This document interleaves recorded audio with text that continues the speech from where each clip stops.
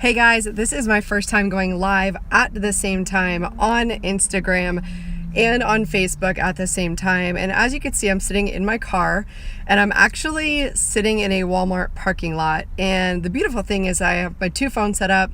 One of them is resting on a loaf of bread. I feel like that's really important to talk about. And I have not been on here to do live videos in a really long time. And a good friend of mine named Sky, who I met in Bali. So a lot of you guys know I went to a retreat last year in Bali that was a transformational retreat, and I did a lot of personal growth and development. And 2018, I would say, was my biggest year for transformation and personal growth. Now, there's also some things that I have been hiding and I haven't been talking about, and that's why I'm doing this live today, is because I feel like it's inauthentic for me to just sit here and continue to post pretty pictures and to say everything's so great and to keep being positive. And I'm gonna slide everybody off and mute everybody. If you comment, I'll answer your comments, but I don't want to answer them while I'm live because it's gonna distract me. So I love that your support, and I love that you are commenting if you start commenting. But I feel like in this space, especially on social media, when you're going through a hard time, it's really hard because you see other people out there that seems like they have it all together and their life is so happy and they're traveling the world and they have money and they have a relationship and they have all these things that you want and desire. And I feel like in a way, I have been really aiming to keep my feed positive. However, I don't think that I've been telling the truth on what's been going on in my life. And from being a coach, a lot of my coaches always say that you want to share. You don't always want to share in the moment. You don't, because then it comes off as whining. So this is pretty much what I'm sharing from the past 6 months, 6 to 8 months of my life. And I've gotten through it enough to be able to share a lesson with you, which is what I think is really important. And the first lesson for me, and I learned this in Bali, is my number one value is intimacy, or being vulnerable and sharing. That's something that I definitely wouldn't do in my past life, but it's so important to share what's going on with us, especially to people that are close to you. But in my case, it's everybody here, because you guys are part of my tribe, and I want to be able to support you in what you're going through as well. And I had somebody reach out to me about a year ago for coaching, and they said, it took her about 4 months to finally reach out to me because she was intimidated by me and by me having it all together. So this is really a demonstration to talk about me not having it all together. And back to my point, my buddy Sky, who I met in Bali, he just did a Facebook Live, which it's not his favorite thing to do, but he did it because he committed to doing it. And I've been intending on doing this live for the past since Friday. Actually, I said I was gonna do it on Friday, and then I didn't, and then it was the holiday weekend, there was Easter, and I kept coming up with really convenient excuses to not do this live. So here I am now, about to do it, and now I follow this feeling in my gut where if I feel like throwing up, then I'm going to share. So that's where I'm at. I feel like throwing up. I don't really want to share. I would like to continue hiding, continue pretending, but that's not going to benefit me, and that's not going to benefit you guys. So I decided to share my top 5 things that I don't feel like sharing and I don't want to share and I don't want anybody to know. But I am sharing them in this space for a few reasons. Number one, I want to demonstrate that we will not die when we share what's going on with us.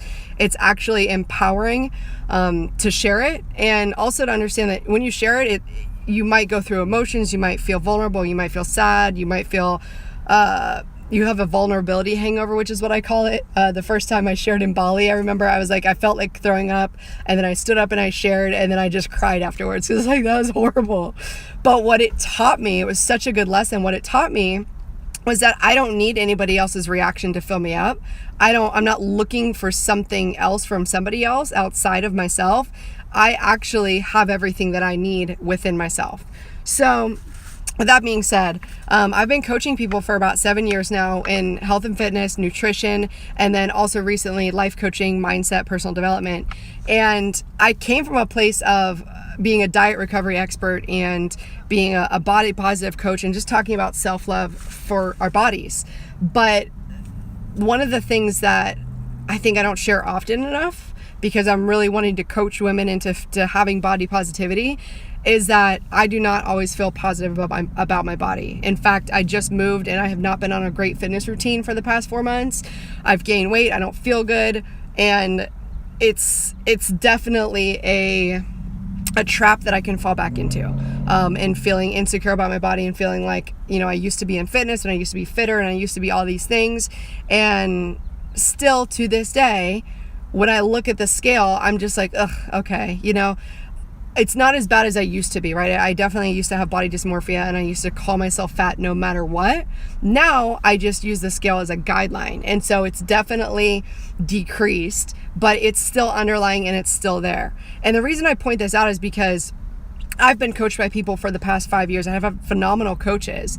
And something that comes up for me is, well, I need to demonstrate that I have 100% confidence in my body to be able to coach somebody. But that's not true. That's not true. We're not going to be 100% at anything ever. All we can do is continue to work and continue to develop. And, I might have a few years on you to be able to support you and coach you into some mindset strategies that work. But, I don't feel like posting a picture of my body right now, right? And it's funny because I guess I just called myself out. That'll be my next post, because I don't feel bikini ready. I don't feel like being on the beach. Definitely feel soft. Definitely feel like I'm not training to the level I used to train at. I had a knee injury back in October, and it's just kind of, and I moved. I have an hour and a half commute. So I definitely have all the excuses in the world. And right now I am getting back into a fitness routine that is going to help support my goals, but it's going to take some more time. So that's the first thing.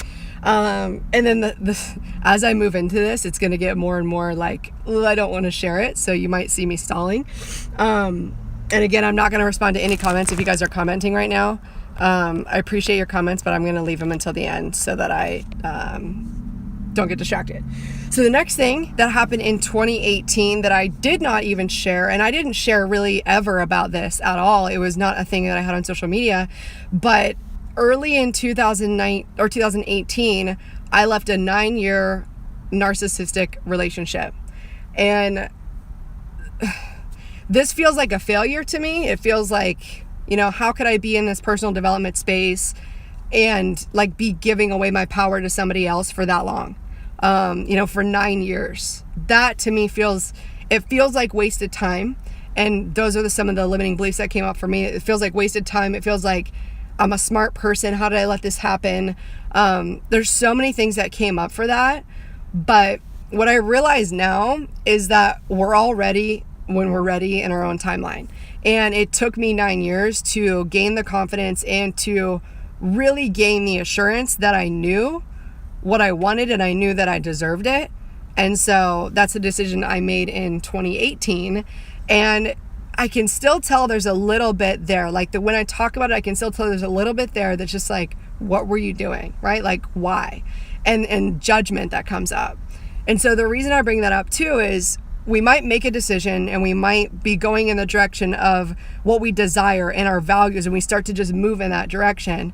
And this was before Bali, right? I was moving in this direction of what I wanted my life to look like. And there's still some pieces that I'm working through on that. And I think what it is there's just layers of patterns and habits that I allowed myself to get into that I'm breaking now in my new relationship. And really the timing is perfect. I moved from California to North Carolina for a reason. I'm with a great guy now and I'm doing everything differently now. So that is the purpose of 9 years, right? That is the purpose, because if I would have met the guy that I'm with now any earlier, neither one of us would have been in the space. So that was the purpose of those 9 years, for us to be able to find each other and to have these life experiences to be able to support each other in our growth and in breaking patterns and habits. So that's how I'm able to shift from that one and shift it into a more of a growth mindset. And just remember that everything is happening for us, not to us. And we can decide to be a victim or we can decide to suffer. But when we're in it, it feels it feels bad. It feels horrible. And, you know, if you're in something right now, I'm not going to downplay the fact that you're going through something, because that's not my place to do. I'm here with you. I understand what it's like to go through something, and it feels unfair, and it feels like, why is this happening? But when you look back on things, that's when we're able to see what was happening and how it was happening for us and what good came out of it. So just encouraging you, if you're in that space right now, that you are growing and you are going through a process, and that process is developing something in you. My next one, my third one is, so I was doing a lot of personal training last year, and honestly, what was happening last year in 2018 is I surrendered my business. I surrendered everything I was doing to God, and I was like, what am I supposed to do this year? I went on a mission trip. I went to Bali. I invested in some more of my business, but it was really like, am I supposed to be coaching, and in what capacity am I supposed to be coaching? And am I supposed to go back to a full-time job? Because last year was really a year of struggle for me. It was the best year, but it was a year of struggle, and I'll get to that point. So a lot of things went on financially last year where I was just kind of hanging on, just client to client. You know, I'd get a client, and then, you know, it was just, being an entrepreneur is very, there's no security in it, right? So you're just kind of going from one to the next, trying to figure out what works. And I was really doing a lot of personal training in my garage gym. And I made the decision at the end of last year to move, to sell everything in my garage gym, to get rid of it, and to stop personal training. And so that felt like, I cultivated that gym. I built it up. It was amazing. And my identity is really in the fitness industry. So it really felt like I was leaving behind a piece of me, of being a coach and being in fitness. And so in a way, it felt like a failure of, you're moving out of your place, you're getting rid of your garage gym, you're no longer doing that as a business, and you're really no longer focused on coaching, because I was really in survival mode at that point where I needed to make it happen, because, and this isn't even on my list, but this is part of what was happening.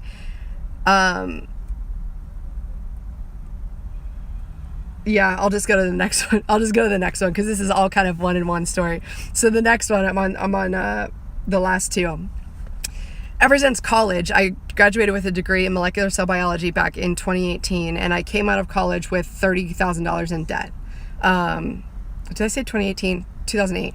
I came out of college with $30,000 in debt. And the reason I'm starting to use money and to speak about money is because that's one of my insecurities. And one of my coaches said to stop hiding it from people. Like, don't hide it, because there's other people struggling with money. Money and relationships are two of the biggest struggles and challenges that people have. And also health, obviously. But those three things, people especially do not want to talk about money. So that's why I'm coming out and I'm talking about money, because what it does is it helps me release my shame around it. And I know that there's other people out there that are going to be like, wow, your debt's not even anything compared to mine. But what I can understand is there's this sense of definitely judgment. There's a sense of judgment for me that comes up in terms of, I left college with $30,000 in debt, right? I started my business. I started really investing in my business in 2015. And I ended up putting about $13,000 on credit cards for my business, for travel, for mentorship, for all this stuff, because I was living the life of my dreams. I was traveling, I was posting on Instagram. Everything was so great. Life is good. But all that time, credit cards.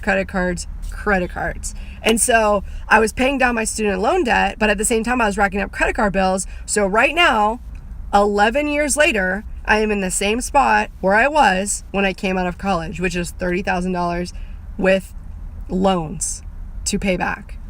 So I'm really careful on the words that I choose, because I'm not going to claim the word debt. I am saying it's investments, because it is investments, right?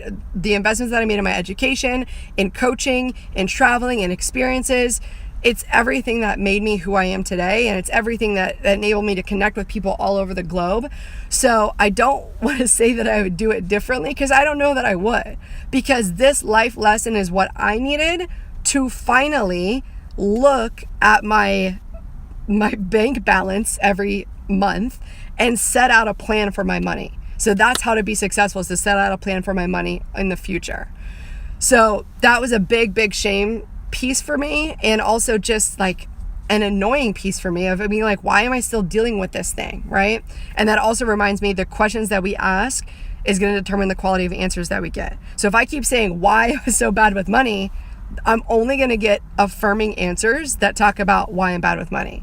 So I can flip my answers and say, how can I put a plan together that's going to assist me in reaching my goals? How can I practice discipline in finances to bring me to cash positivity? So those are the kind of questions that I'm asking myself, that I work with coaches for, and that I help whenever I'm supporting people in the same way. So I bring that to say is that I'm not perfect. I am a coach. I've had a lot of coaching experience, and I'm still doing those things, and I'm still stuck in my own stories, and I get to uncover these stories every single time. And one of my stories was showing up like a brand, right? All these coaches are like, travel the world, live a lifestyle of freedom, and spend money and travel, and like all those things. Those are all things I want, but I was living those before doing the discipline that it took to get me to where I wanted to be. And I think I was painting a picture too of inauthenticity. And I believe in the law of attraction. I believe of claiming it, but there's a difference between spending money you don't have, right? And I know, here's the thing I know. It's 2019 right now. I know by 2020, I will be cash positive. So me sitting here now in this moment is part of my growth, and I am 100% certain that I will be cash positive in 2020, but it requires me showing up here and getting really freaking uncomfortable to whoever's watching, which is the best part. I don't know who's watching, but it takes me being authentic to me and knowing that I need to stay committed to my values and showing up and sharing when I don't feel like sharing, because that's what's best for my growth. And I know somebody out there is like, yeah, I can tell this is uncomfortable, and I feel uncomfortable too because I have XYZ in payments. And I had to walk into my leasing office of my apartment. The first time this happened was October. And so it's like still a little fresh, feel a little emotion about it. I had to walk into my apartment complex and say, I can't pay rent by the 5th, which is when it's due. I need an extension until the end of the month. And I had to sign the eviction hold-off notice to say, yep, if I don't pay it, then I'll be evicted. And I had to do that twice. And I had to borrow money to pay rent. Now, this leads me into my first one. So I was always coaching, and I was always having my own business on the side. And I was also doing I had another part-time job, but it was bringing in a majority of the income for me. And when I came back from Bali, my transformational retreat, I got let go from that part-time job. And it hit me first to where I was like, thank you, because I know this is what I need to kind of push me into my future and what I'm supposed to be doing. But here's the thing. This is the second time I've been let go in 5 years. That's something I don't think I've ever shared publicly anywhere. I've shared it with a couple close friends, but to me, as a type A perfectionist, like hard worker, dedicated, driven, definitely an entrepreneurial mindset. So I know in that regard, contributed to some of my reasons of being let go. But there can be so much shame around that and so much identity tied to that. And that's why I waited till last to share that one, because I knew it wasn't going to be comfortable to share that. But that's the scenario that got me to where I am right now. And where I am right now is different than where I was 2 years ago. The values that I'm choosing this year are different. I'm choosing discipline and simplicity. How can I create a life of discipline and simplicity? Also, that's fun. Also, that's staying in line with my values. But how can I just make it not about shiny objects, not about social media posts, but about being real, being authentic, keeping it simple, and really just showing up every day, because I know that that's the right thing to do. I know that's what's best for me. I know that some of my mentors, I love when they show up. I love watching their lives. I love being part of their challenges. So that's why I continue to show up, because I know what I do is important. And when I don't share these things, then I can get stuck, just like you guys. I can get stuck in a situation where it's like, I don't have value. Who am I to share these things? My life is a wreck. All these things. But I know the truth is that I'm not going anywhere. Like, life is going to keep happening. And I'm still going to be here, and I'm still going to be coaching, and I'm still going to be working with a coach. So this is what gives us the life experience so that we can move on and move forward and grow. And I'm glad I'm in a space to where I can share it now, because that means I have worked through it. But it's going to come up again, to where limiting beliefs come up, stories come up. You know, this happened to you because you're this, and we start to put these things in our mind about who we are because of our circumstances. And so that just brings me to my new way of doing things. And if you stayed watching this long, thank you, congratulations. I probably should have told you about this in the beginning. But if you're watching here to the end, I have a strong feeling that you're supposed to be here listening to this, because here I am in the Walmart parking lot talking about it. But I'm launching Self-Love Perfectionist Project, which I launched last year in April, the same time. And it's a 6-week program. What it is really focusing on how can we start to set aside time to work on self-care, to work on self-love, to start to identify our limiting beliefs, to really share like I'm sharing right now and say, this is what keeps coming up for me. And realize, like, if you're 30 years old and you've been having those same limiting beliefs for 30 years, all we want to do now is be aware of what they are so that we can start working through them and shifting our story. So if you're interested, if you're a lady, if you've been following me for a while, if you're brand new, if you've never watched me before, I invite you to join. It's going to be starting on Friday. So today's 22nd. It's going to be starting on Friday, potentially Saturday morning. I'm going to get a feel for everybody. I'm doing everything different now. I'm so releasing all of my work to God to say, bring me the people that need this. I'm going to continue to show up for them.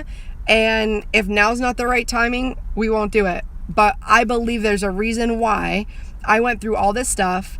And then here we are, the same time of year where I did Self-Love Challenge. And I'm starting a manifestation project with Manifestation Babe this week, which I just think is obviously divinely inspired. I'm working on a manifestation challenge this week with myself. I also just signed up for a coaching program for myself. So I'm continually working on coaching. When I'm not being held accountable and I'm not having that coaching in my life, there's a piece that's missing, because I can tend to revert back just a little bit. I might fall backwards a little bit, but when I have that accountability, when I have that coaching, I learn new things. I'm able to implement it, and I'm able to then teach it to everyone. So I invite you to come. If you're just getting started in personal development, this is a great place to be. If you are a former client of mine, like a fitness client of mine, this is also a great place to get plugged in, because it's very simple. We're not going to go deep. We're going to go very simple, one thing at a time. We meet on a live call once a week for an hour long. I give you homework each week, and then it's just for you to spend that time with yourself to start to cultivate a practice that you're ultimately going to carry with you through the rest of your life. So if you're interested in that, just send me a DM. I'll send you the link.